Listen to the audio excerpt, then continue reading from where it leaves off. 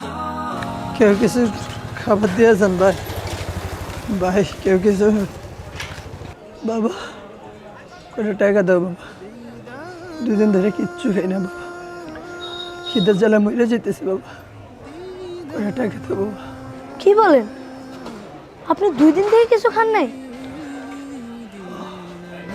হুজুর তো সেদিন দান করার ব্যাপারে খুব সুন্দর কথা বলছিলেন। নাহিদ, একটা কথা মনে রাখবা, যে আল্লাহর পথে দান করে আল্লাহ তার টাকা আবার ফিরিয়ে দেন।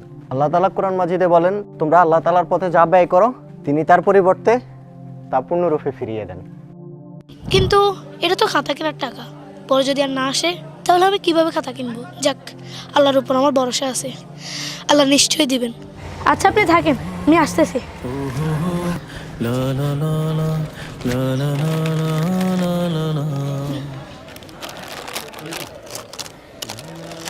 এই নেন চাচা, আপনি খান, আমার স্কুল আছে, আমি যাই।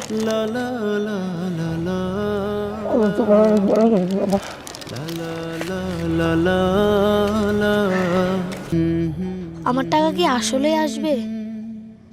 যাক, আল্লাহর উপর ভরসা করি, আল্লাহ ঠিকই দিয়ে দিবেন। আমার আল্লাহর উপর ভরসা আছে, আল্লাহ আমার টাকা কোনো না কোনোভাবে দিয়েই দিবেন।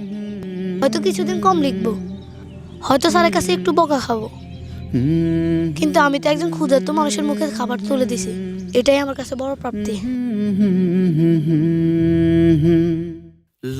নাহিদ, খাতা কিনছো?